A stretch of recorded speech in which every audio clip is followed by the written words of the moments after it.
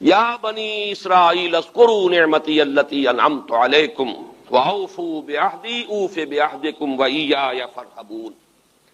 بنی اسرائیل، چونکہ یہ لفظ پہلی مرتبہ قرآن مجید میں آ رہا ہے تو یہاں تھوڑی سی وضاحت کرنی ہوگی۔ ابن جو عربی میں بیٹے کے لیے آتا ہے ابن، اس میں جو شروع کا حمزہ ہے یہ در حقیقت اضافی ہے، اصل لفظ جو ہے بے نون پر مشتمل ہے، اسی لیے اس کی جمع سالم آتی ہے بنون۔ قرآن مجید میں المال والبنون زینت الحیات الدنیا، تو یہ جو اس کی جمع سالم ہے وہ در حقیقت بنون ہے، اور پھر اس کی حالت نسبی اور حالت جری بنین ہوگا، اور جب یہ مضاف بن جائے گا تو اس کا وہ نون گر جائے گا، تو اے بنی اسرائیل، اے اسرائیل کی اولاد۔ لفظی ترجمہ ہوگا اے اسرائیل کے بیٹوں، لیکن یہ کہ مراد اولاد ہے، اس میں برسبیل تغلیب اگرچہ خطاب مردوں سے ہو رہا ہے جیسے کہ قرآن مجید میں اکثر و بیشتر ہے، لیکن یہ کہ اس میں خواتین بھی شامل ہیں۔ تو یا بنی اسرائیل، اے اسرائیل کے بیٹوں۔ اسرائیل سے مراد کیا ہے؟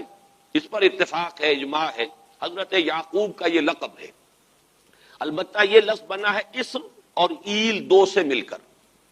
ایل کا لفظ جو ہے وہ عبرانی زبان میں الہ کے لیے ہے، الہ اور ایل ویسے بھی قریب قریب ہے، اسی لیے تمام فرشتوں کے نام جبرائیل، میکائیل، اسرائیل، یہ تمام الفاظ کے ساتھ جو ایل آتا ہے یہ در حق اسماعیل، اسماعیل بھی سما اور ایل، چونکہ حضرت ابراہیم علیہ السلام نے دعا کی تھی پروردگار بیٹا عطا فرما، اس اعتبار سے جب اللہ تعالیٰ نے بیٹا عطا فرمایا تو اسماعیل نام رکھا، یعنی اللہ نے سن لیا۔ جیسے ہمارے ہاں دیہات میں یہ خاص طور پر جانگلی علاقہ جو کہلاتا ہے، اللہ ڈوایا، اللہ سنیا، یعنی یہ اللہ نے جس کے بارے میں ہماری دعا سنی اور ہماری استدعا کو قبول فرمایا، تو یہ گویا کہ اسماعیل کے معنی یہ ہے۔ تو اسرائیل جو ہے اسر اور ایل سے مل کر بنا ہے۔ عبرانی اور عربی زبان کے بارے میں یہ اختلاف ہے، ایک رائے تو یہ ہے کہ ماں بیٹی کا رشتہ ہے، عربی زبان عبرانی سے نکلی ہوئی ہے، لیکن زیادہ اکثر محققین کی رائے یہ ہے کہ یہ دونوں بہنیں ہیں، کوئی اور کامن زبان تھی سیمیٹک لینگویج ابتدائی جس سے کہ یہ دونوں زبانیں پھر وجود میں آئی ہیں، گویا کہ ان کے درمیان رشتہ جو ہے وہ بہنیں ہونے کا ہے، ماں اور بیٹی کا نہیں ہے، لیکن ظاہر بات ہے کہ مشابہت اور ان کے اندر جو ہے قرب جو ہے اور مناسبت وہ بہت نمایاں ہے۔ اسر کے دو ترجمے کیے ہیں، یہودی علماء تو اس پر بہت زیادہ جزم کے ساتھ قائم ہے کہ اسر سے مراد ہے بطل، یعنی رجل عظیم، جواں مرد، بہت باہمت انسان، اس لیے کہ ان کے ہاں یہ عقیدہ ہے اور بڑی تحریف جو ہوئی ہے تورات میں، اس میں ایسی ایسی باتیں بھی ہیں۔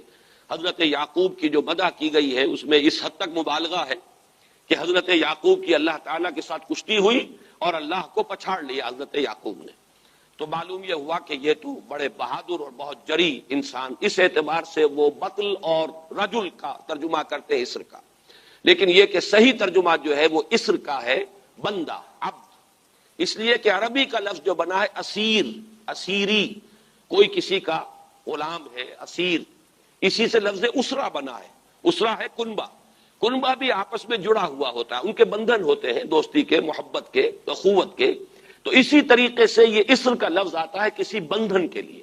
اسیر جو ہے پچھلے زمانے میں جبکہ جیلوں کا رواج نہیں تھا، تو اگر کسی شخص کے ذمے کسی کی کوئی رقم ہوتی تھی دینی تو اس شخص کو اس کے حوالے کر دیتے تھے، وہ اس کا ذاتی قیدی ہوتا تھا، ذاتی اسیر، اس کی تحویل میں رہتا تھا، جب تک کہ اس کے اعزاء اقارب آ کر وہ رقم ادا نہ کر دیں وہ شخص اس کی تحویل میں رہتا تھا، وہ اس کا اسیر ہوتا تھا۔ اس اعتبار سے غلام کے معنی میں یہ لفظ جو ہے مستعمل ہے، تو اسرائیل کا ترجمہ ہوگا عبداللہ۔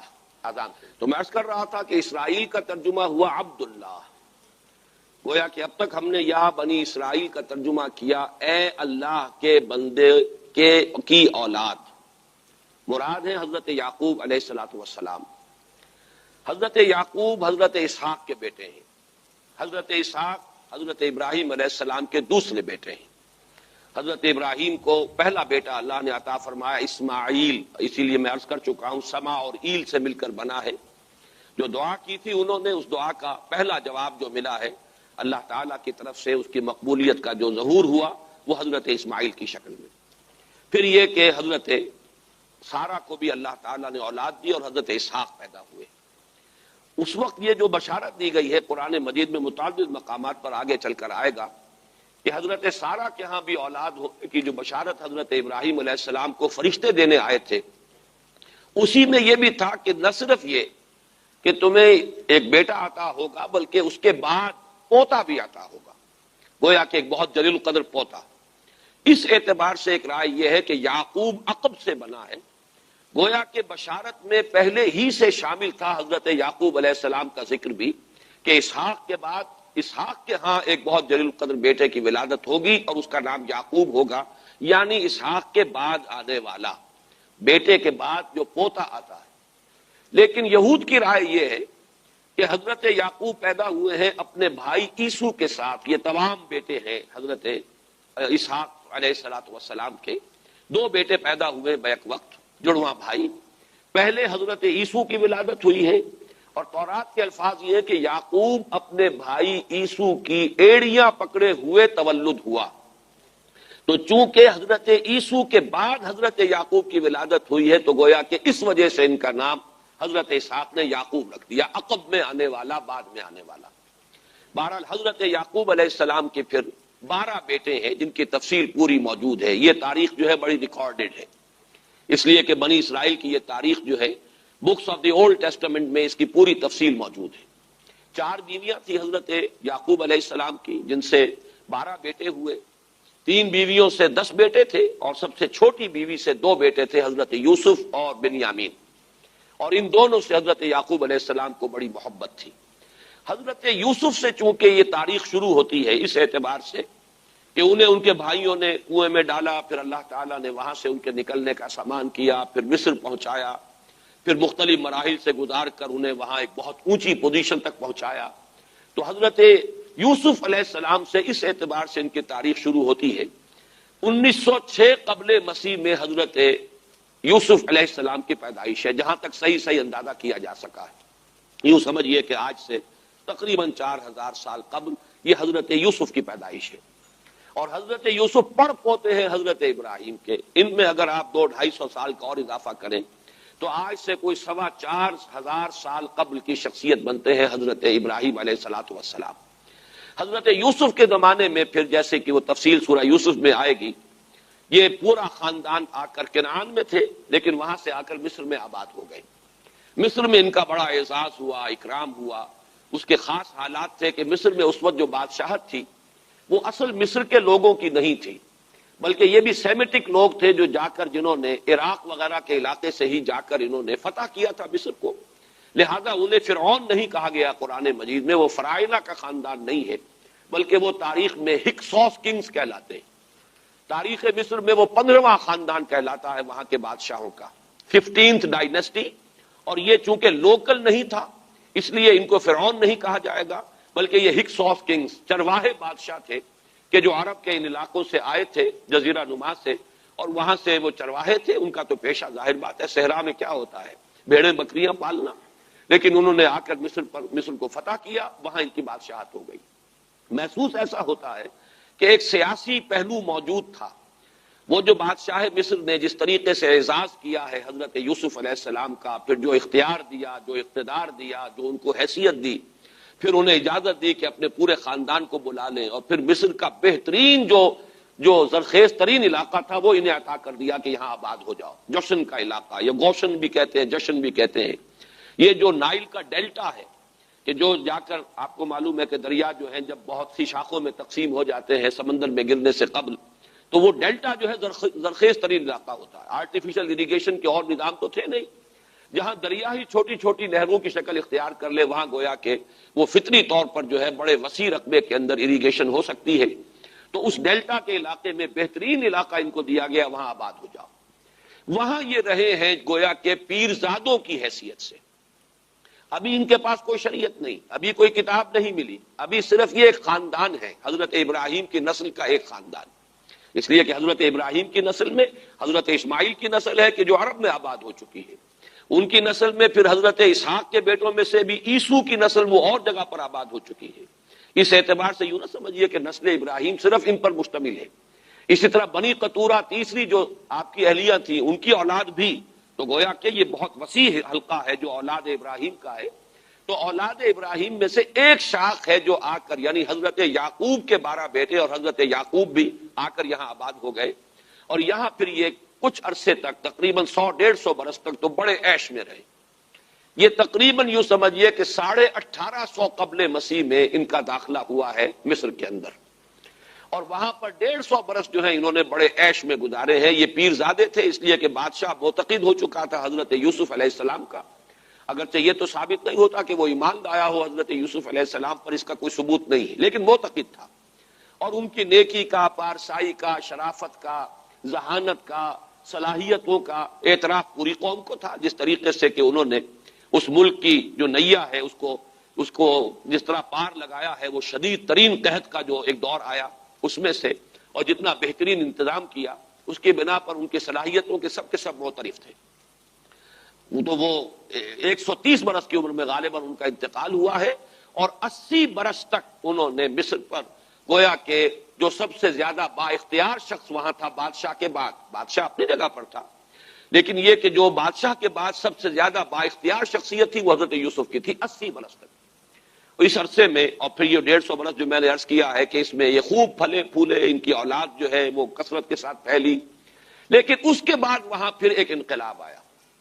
اس انقلاب کو آپ کہیں گے جیسے کہ مختلف ممالک میں آتا ہے، اب سنز آف دی سوائل جو اس ملک کے رہنے والے تھے، اصل آبادی قبطیوں کی، انہوں نے بغاوت کی اور ہکسوس کنگز کو نکال دیا، وہ خاندان ختم ہو گیا۔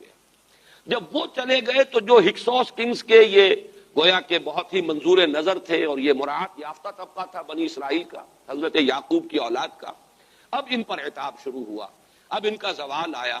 تو یوں سمجھیے کہ تقریباً 400 برس اس کے بعد ان کے بڑی ہی شدت کے اور بڑی سخت غلامی کے، رفتہ رفتہ اس میں شدت پیدا ہوتی گئی ہے، لیکن یہ ہے کہ یہ 400 برس اس لیے کہ پھر 1300 قبل مسیح میں 550 برس بعد پھر ان کا ایکسوڈس ہوا ہے مصر سے، جب حضرت موسیٰ علیہ السلام کو اللہ تعالیٰ نے مبعوث فرمایا، پھر حضرت موسیٰ علیہ السلام ان کی نجات کا ذریعہ بنے، اور پھر مصر سے لے کر وہ انہیں نکلے ہیں، معجزانہ انداز میں ہی سمندر کو پھاڑ کر ان کے لیے اللہ نے راستہ بنایا ہے، قدم قدم پر معجزوں سے ان کی تائید کی ہے، کھانے پینے کے لیے صحرائے تیہ میں کچھ نہیں تھا تو من و سلوہ دیا ہے، پانی پینے کے لیے نہیں تھا تو ایک ضرب سے چٹان میں سے 12 چشمے جو ہے اللہ تعالیٰ نے بہا دیے کہ 12 قبیلے ہیں آپس میں لڑے نہ، کہیں پانی پینے پلانے پہ جھگڑا اور کہیں گھوڑا آگے بڑھانے پہ جھگڑا، قبائلی زندگی میں یہ بڑا سینسیٹیو ایشو ہوتا ہے، لہذا قد علم کل اناس مشربہم، ہر قبیلے کے لیے ایک گھاٹ معین ہو گیا، تمہارا چشمہ یہ ہے، تمہارا چشمہ یہ ہے، ایک ضرب سے 12 چشمے پھوٹ گئے۔ پھر انہیں وہاں کوہ طور کے قریب پڑاؤ ڈال کر ان کو وہاں چھوڑ کر حضرت موسیٰ علیہ السلام جو ہے اللہ تعالیٰ کی طلبی پر کوہ طور پر گئے ہیں، وہاں تورات عطا ہوئی ہے۔ تو تورات کے عطا کیے جانے کے بعد اب سمجھیے کہ اب ان کی حیثیت ایک امت کی بن گئی، کتاب پر امت کی تشکیل ہوتی، یہ امت مسلمہ قرآن مجید کی بنیاد پر امت ہے۔ جب یہ کتاب دی گئی ہے اس کی بنیاد پر ایک شریعت دی گئی ہے، کتاب دی گئی ہے، کتاب ہدایت ہے، تو اس نے امت کی شکل اختیار کی۔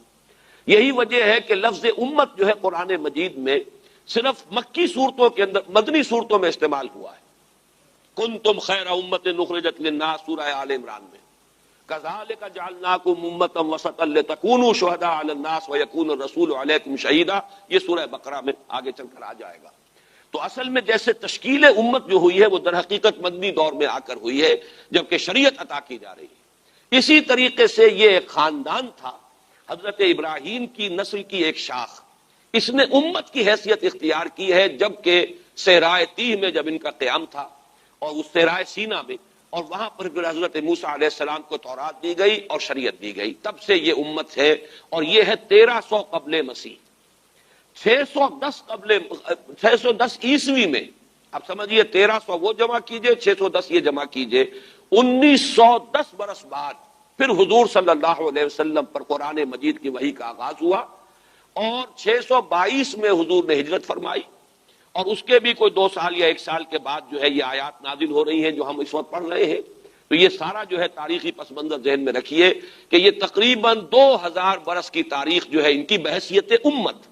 ویسے تو ان کی تاریخ اگر شروع کریں گے بنی اسرائیل تو حضرت یعقوب سے شروع ہونی چاہیے، اور وہ اس سے زیادہ ہو جائے گی طویل، لیکن در حقیقت امت کی حیثیت سے ان کی تاریخ 2000 برس کی شمار ہوگی کہ 1300 قبل مسیح میں جب ہجرت کی ہے حضرت موسیٰ علیہ السلام نے اپنی قوم کو لے کر مصر سے، اور جب صحرائے سینا میں آئے ہیں، سینائی پیننسولا میں، اور پھر کتاب ملی ہے، تورات عطا کی گئی، شریعت عطا کی گئی، تب سے اس کا امت کی حیثیت سے آغاز ہوا۔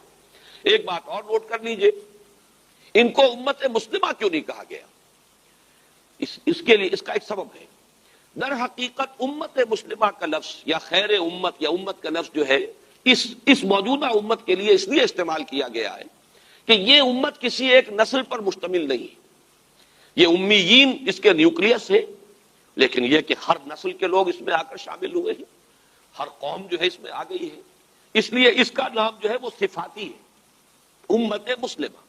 لیکن چونکہ یہ سابقہ امت مسلمہ ایک ہی نسل پر مشتمل ہے، حضور صلی اللہ علیہ وسلم سے پہلے کسی نبی اور کسی رسول کی بعثت اس کی قوم سے باہر نہیں ہوئی ہے. کسی ایک خاص قوم کی طرف بعثت ہوئی ہے، کسی خاص علاقے کی طرف بعثت ہوئی ہے. بعثت عمومی الی کافۃ الناس یہ صرف محمد الرسول اللہ صلی اللہ علیہ وسلم کی امتیازی شان ہے. وما ارسلناک الا کافۃ للناس بشیرا ونذیرا. اس اعتبار سے ان کا جو ہے اس میں علم گویا کہ بنی اسرائیل ہی ہے کہ جو برقرار رہا ہے، اے اسرائیل کی اولاد. اگرچہ میں اس موضوع پہ تقریریں کر چکا ہوں، لیکن آج پھر اس گفتگو کے حوالے سے بات چیزیں تازہ کرتا ہوں. اس وقت عالمی سطح پر یہودی جمع عیسائی بریکٹ میں کر لیجیے، اور امریکہ جمع یورپ یہ بریکٹ میں کر لیجیے. ان کا اندر معاملہ کیا ہے؟ اصل جو ہے اس میں پیچھے مائنڈ ہے، ماسٹر مائنڈ، سازشی ذہن وہ یہود کا ہے. باقی عیسائی اعلی کار بن گئے ہیں. جو 100% اعلی کار ہے یہود کا وہ پروٹیسٹنٹس ہیں. پروٹیسٹنٹزم یہود ہی نے پیدا کرایا تھا. یہود ہی نے یورپ کے اندر سود کا رواج شروع کروایا، ورنہ سود حرام تھا. وہاں پر بھی یوزری بھی اور کمرشل انٹرسٹ بھی دونوں حرام تھے. یہ یہودیوں نے کروایا. اور پھر پہلا بینک بنوایا ہے انگلستان کے اندر، بینک آف انگلینڈ. اور جو پوپ کے خلاف بغاوت کرائی تو پہلی بغاوت تو انگلستان کے اندر، جو چرچ آف انگلینڈ علیحدہ ہو گیا پوپ سے، اور اسی کو یہودیوں نے قرار دیا یہ ہمارا ماڈرن اسرائیل ہے. یہ اسرائیل ہمیں دیا ہے گاڈ نے، یہ جو ہے برطانیہ. اس کے کچھ عرصے کے بعد یہی جو ہے ایکسوڈس ہوا ہے اور وہ امریکہ میں جا کے آباد ہوئے. لہذا امریکہ کو بھی جیوز نے کہا ہے دس از اندر اسرائیل، یہ ہمارے اصل اسرائیل، ماڈرن اسرائیل یہ ہے. اس لیے کہ جو انہیں وہاں پر اقتدار حاصل ہوا ہے، جو قوت حاصل ہوئی ہے، جس قدر دولت انہوں نے وہاں جمع کی ہے، وہاں کے جس طریقے سے جکڑ لیا ہے حکومتوں کو، فرنگ کی رگے جہاں پنجے یہود میں ہے. ٹھیک 100 سال پہلے علامہ اقبال یہ مشاہدہ کر کے آ گئے تھے یورپ میں. اور کون دیکھنے والا تھا کہ وہاں کیا ہو رہا ہے، بیہائنڈ دی سین کیا ہے، سامنے کیا ہے، پردے کے پیچھے کیا ہے. فرنگ کی رگے جہاں پنجے یہود میں. اس وقت فرنگ کا امام تھا برطانیہ. یہ وہ سلطنت تھی جس پر سورج کبھی غروب نہیں ہوتا تھا. آج وہ فرنگ کا امام امریکہ. یہ برطانیہ تو اب وہ جو ایک نظم ہے کہ بچپن میں پڑھی تھی، London bridge is going down going down going down, اس کی مثال ہے. برطانیہ کی کوئی حیثیت ہی نہیں، ورلڈ پاور کی حیثیت نہیں ہے. وہ تو چھوٹا بھائی اس نے بنا رکھا امریکہ نے اپنا، تو اس حیثیت سے جو ہے اس کی کوئی حیثیت ہے، ورنہ کوئی اور حیثیت نہیں. بہرحال ان دونوں میں یہ ہے کہ پیچھے ماسٹر مائنڈ، سازشی ذہن، پلاننگ، سکیم ساری یہودیوں. اعلی کار امریکہ سب سے بڑھ کر، اس کے بعد برطانیہ ہے. اور اس میں اصل پروٹیسٹنٹس، ان میں بیپٹسٹ، ان میں اس سے بھی آگے بڑھ کر ایونجلسٹ، جن کو کہتے ہیں بورن اگین کرسچنس، جن کو کہتے ہیں نیو کنزرویٹو کرسچنس. یہ تمام اصطلاحات آپ اخبارات میں پڑھتے ہوں گے، ان کو گروپ کر لیں. یہ اصل اعلی کار. ان کو ایک نیا نام دیا گیا ہے کرسچین زائنسٹ. ایک یہودی زائنسٹ ہیں، سارے یہودی زائنسٹ نہیں ہیں، بہت سے یہودی ہیں جو یہ زائنسٹ کے مخالف. چنانچہ میری ہیوسٹن میں ملاقات ہوئی تھی ڈاکٹر وشو برانڈ، بہت بڑا پروفیسر ایمیریٹس یہودی. لیکن یہ کہ اس نے کہا، بڑے اجتماع میں کہا، ہمارا اجلاس تھا وہاں پر، ہم نے یہ جو ہے بلایا تھا ایک یہودی، ایک عیسائی اور ایک مسلمان، تینوں جو ہے وہ تقریریں کریں. نے کہا تھا کہ وی آر ناٹ سپورٹنگ اسرائیل. اس نے وہ عیسائی جو آیا ہوا تھا پروفیسر، اس کی طرف they are supporting Israel, we are not supporting Israel. اسی طرح میری جو ہوئی تھی round table conference, round table, اس میں ایک یہودی پروفیسر تھے، وہ ہسٹری کے پروفیسر، میں نام بھول رہا ہوں ان کا. انہوں نے کہا آئی ایم اینٹی زائنزم، میں زائنزم کے خلاف ہوں. تو زائنسٹ جو ہے اصل میں ایک سیکولر یہودیوں کی تحریک ہے، اور اس کے سب سے بڑے سپورٹرز کرسچن زائنسٹ وہ امریکہ میں بیٹھے ہوئے. تو یہ ہے صورتحال. یہ جان لیجئے کیتھولکس جو ہیں یہ اتنے پرو یہودی نہیں ہیں. اب رفتہ رفتہ وہ بھی اس کے اندر آ کر شامل ہو گئے. یورپ جو ہے زیادہ Catholics, Roman Catholics. Roman Catholics کا یہ بھی آپ نے جملہ پڑھ سنا ہوگا کہ یہ جو ترکی جو ہے ہمارا ملک، یہ جو کوشش کرتا رہتا ہے گھسنے کی یورپین یونین کے اندر، تو ایک دفعہ جان شراق نے کہا تھا، بڑا پیارا جملہ تھا، Why doesn't Turkey understand that we are a Christian club؟ یہ ہماری جو یونین ہے یورپین، یہ تو کرسچین کلب ہے، وہ مسلمان ہے، وہ کس وجہ سے آنا چاہتا ہے بندہ، کیوں تو خود داخل ہونا چاہتا ہے؟ Why doesn't Turkey understand that we are a Christian club؟ لیکن یہ ہے رومن کیتھولکس، اور ان کا میں بعد میں آپ کو بتاؤں گا. یہی آپ کو معلوم ہے کہ یورپ نے عام طور پر اسرائیل کا اتنا ساتھ نہیں دیا جتنا جو امریکہ دیتا رہا ہے، اور کسی درجے میں ان کے دلوں میں سافٹ کارنر جو ہے عرب فلسطینیوں کے لیے بھی رہا ہے.